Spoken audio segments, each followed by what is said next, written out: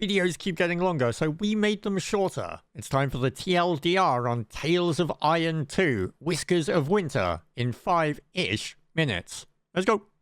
Is there any way to make your game sound more dark and gritty than getting Geralt himself, Doug Cockle? I mean, just listen to this. It was Lord Eivor's mighty blade that took her head, but the fight was won together. How cool does that sound?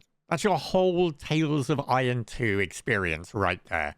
Every action little Arlo takes is going to be narrated by that voice, and it's perfection. We're dealing with a sequel here, so let's address that up front. Same world, not a continuation of Reggie's story. This is an indirect squeakquel. You can go back and play Tales of Iron if you want, and you should, but I'm not your dad. That's between you and God.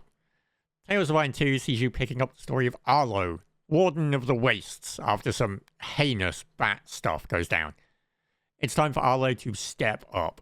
And what better way to do that than with some good old-fashioned vengeance?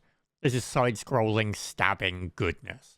You're dealing with a parry, block, dodge, rock, paper, scissors style combat system. Colored attacks will warn you of what you need to do, and then it's just a matter of executing it flawlessly on the first try. Tales of Iron 2 is one of those enjoyable brick wall games. You might end up getting frustrated at the boss fights, but when you finally cut the head off that snake, boy, oh boy, is it satisfying. There's a lot of brutality on show with Tales of Iron, and it's beautiful. I mean, look how good this art looks. There's strong Redwall vibes on show as well, and to be honest, here for it. Who doesn't want tiny cute animals mercilessly slaughtering each other in brutal political warfare while throwing magic spells at each other and wearing armor you've crafted from the corpses of those who fell beneath your mighty blade? And you can look good while handing out your rodent revenge. There's a great selection of choice when it comes to weapons and armor for little Arlo to kit himself out in. Tales of Iron 2 also adds a simple magic system into this mix. 4 skills: fire, frost, lightning, and poison at your disposal.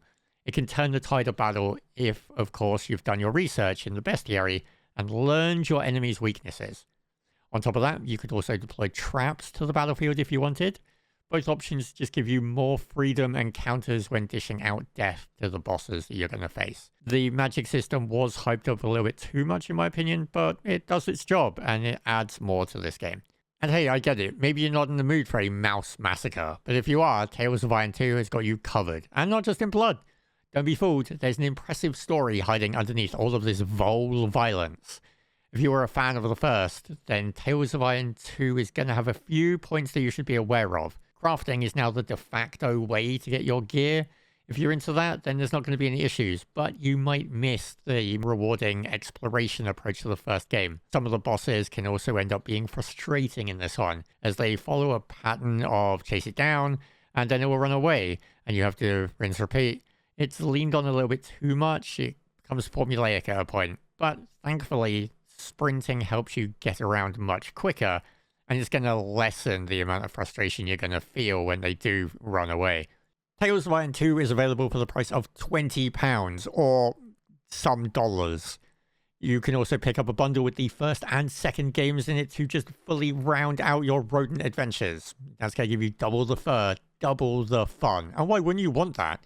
If you're after some side-scrolling combat action, solid Redwall vibes, and all of it while listening to Geralt of Rivia lament you with tales of your violent victories, you should check this out.